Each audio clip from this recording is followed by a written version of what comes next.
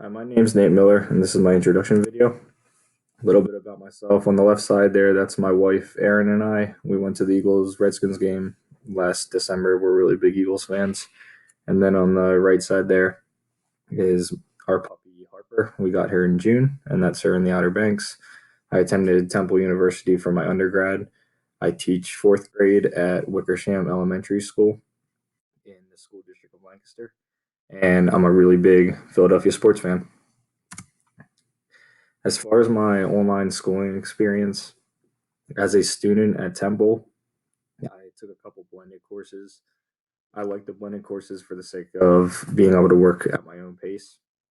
The only thing I didn't like, and this may have been a product of, I liked my professor, and I thought my professor was pretty charismatic and just enjoyable to listen to.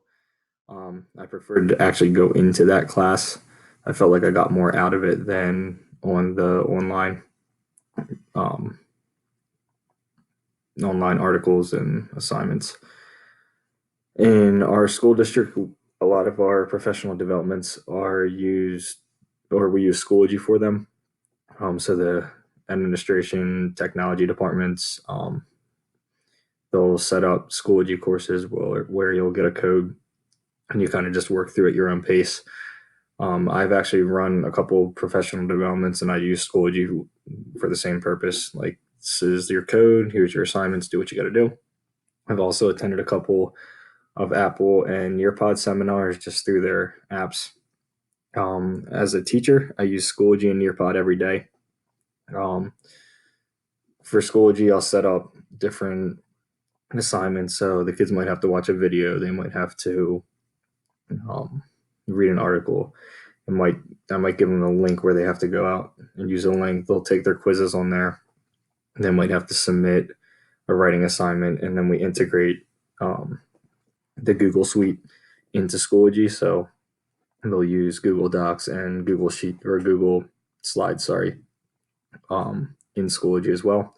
And then as far as Nearpod goes, I use a lot of teacher-led Nearpods at the very beginning of the year, and then once the kids get the hang of it, I use student-paced Nearpods. So the kids will have the opportunity to complete all their assignments and tasks and do everything that we typically do in class, but they get to work at their own pace. And then for my differentiated instruction in math, I use Khan Academy. So the kids take the CDTs, and after they take their CDT, it tells us the specific standards that they need help with. And then I'll go into Khan and assign those specific standards trans to them.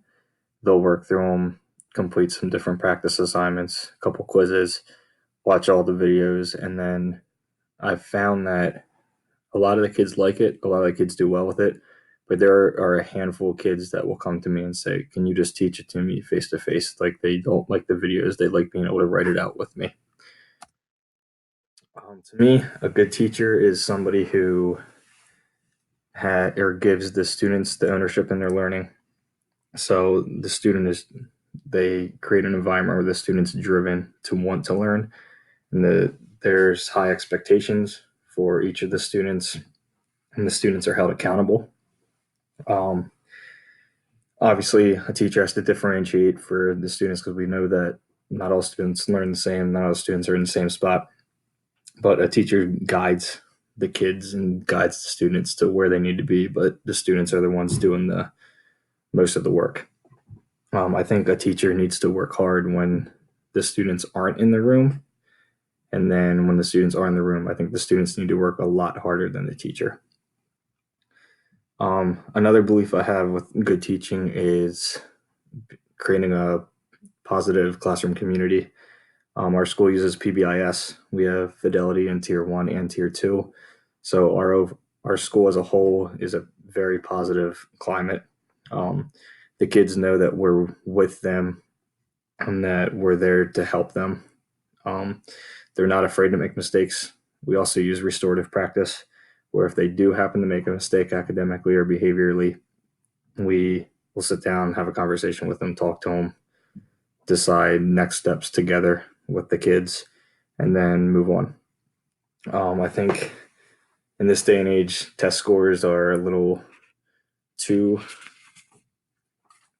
big of a measuring point, whereas they're important, but you also need to make sure your kids are growing socially and their self esteem is getting higher and they're gaining some confidence in themselves as well. I think that's equally important.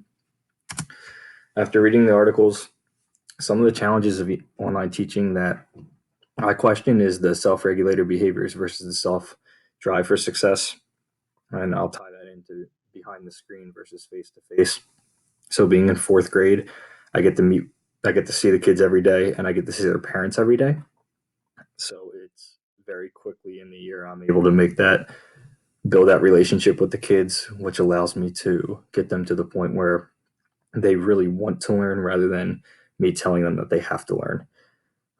As far as if there was a screen dividing that, I don't know how easy that would be to build that relationship. And I think all in all, that's going to hinder the students' ability to learn, not ability to learn, but their drive to want to learn. And I just feel like the time won't be used as effectively. So my hopes for online teaching, um, I just want to use technology in all of my subjects. I teach math, ELA, science, and social studies.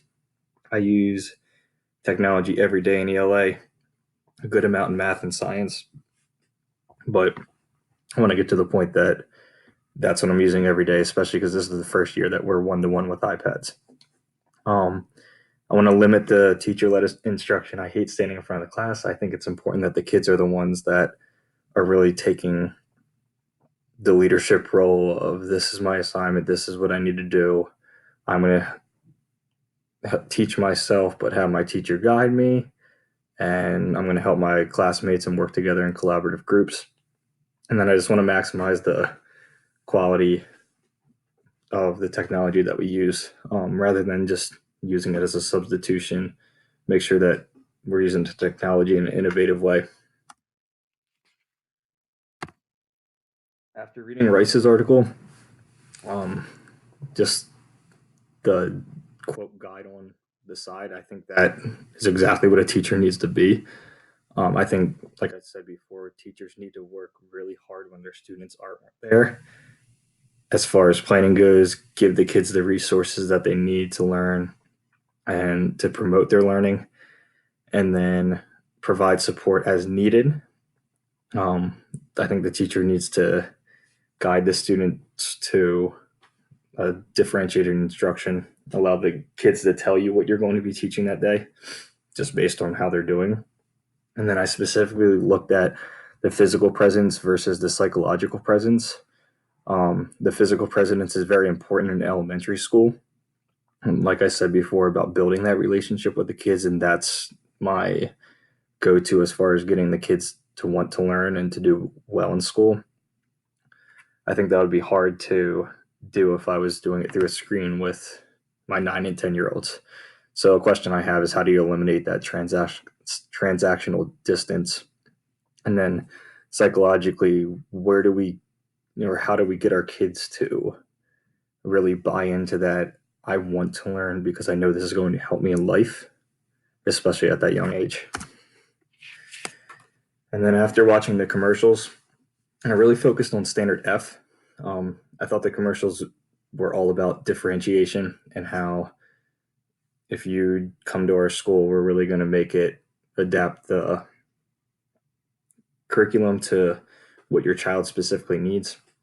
So I said the online teacher is cognizant of the diversity of the students' academic needs and incorporates accommodations into the online environment. I think those teachers are really aware of how to differentiate and give the kids the appropriate accommodations that they'll need. And then obviously they have a background in technology and then making sure that the students feel comfortable in their learning.